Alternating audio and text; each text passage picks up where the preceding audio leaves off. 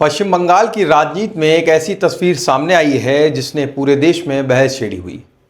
Kolkata high court के बाहर अचानक नारे गूंजने लगे, चोर चोर। और ये नारे किसी आम नेता के खिलाफ नहीं या किसी पब्लिक के लिए नहीं, बल्कि पश्चिम बंगाल की मुख्यमंत्री रही और तृणमूल कांग्रेस सुप्रीमो ममता बनर्जी के खिलाफ लगाए जा रहे थे।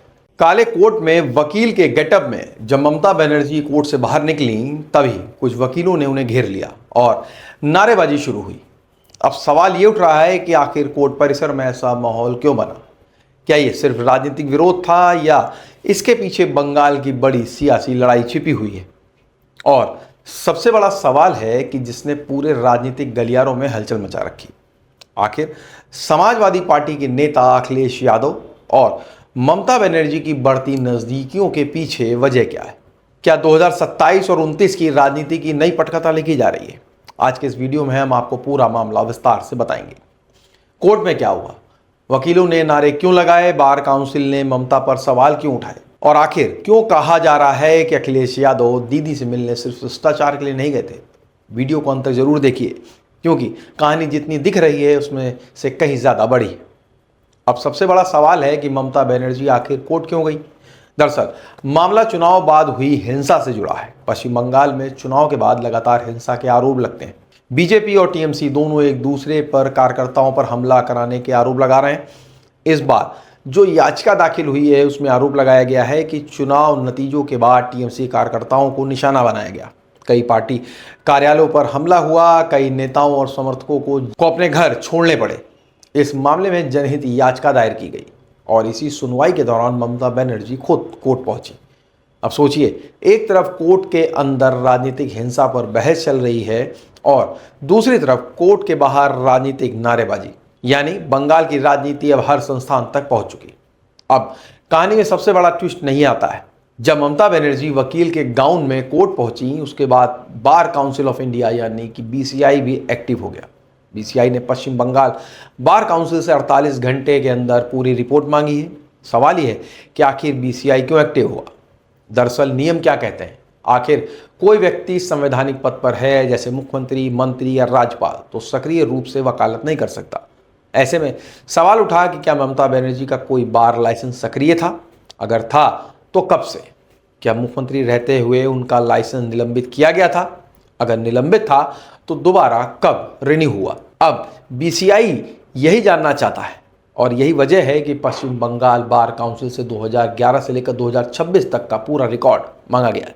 यानी मामला सिर्फ नारेबाजी का नहीं रहा है, बल्कि कानूनी और संवैधानिक बहस में बदल गया। अब आते हैं उस सवाल पर जिसने सबसे ज्यादा चर्चा बटोरी। सपा मुखिया अखिलेश यादव ममता बनर्जी से मिलने क्यों गए? राजनीति में कोई मुलाकात सिर्फ चाय पीने के लिए नहीं होती, हर मुलाकात के पीछे संदेश होता है। अखिलेश यादव और ममता बनर्जी दोनों बीजेपी विरोधी राजनीति के बड़े चेहरे हैं। दोनों क्षेत्रीय दलों की राजनीति करते हैं।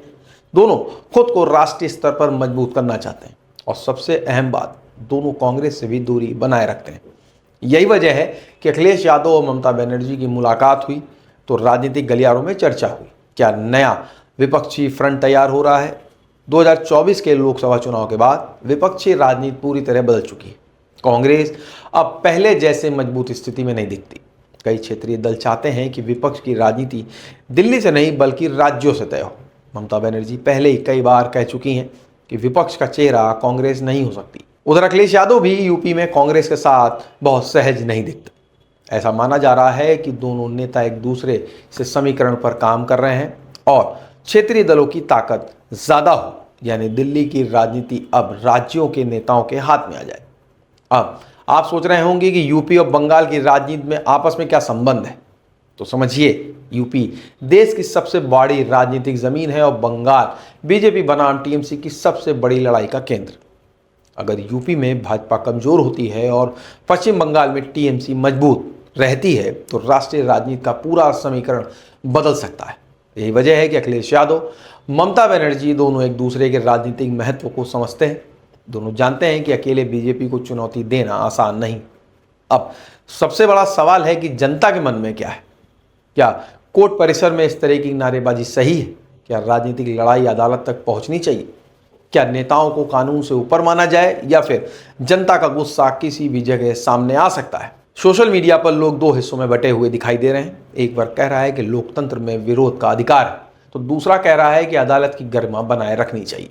कलकत्ता हाईकोर्ट में हुआ पूरा घटनाक्रम सिर्फ एक विवाद नहीं है, ये आने वाले समय की राजनीति का संकेत भी हो सकता है। आपको क्या लगता है, क्या कोर्ट में हुई नारेबाजी सही मानते हैं आप? हमें कमेंट सेक्शन बॉक्स में ज़रूर बताएं। वीडियो को लाइक करें, शेयर करें और चैनल को सब्सक्राइब नहीं किया हो तो आज ही करें। मिलेंगे एक नए वीडियो के साथ। नमस्कार।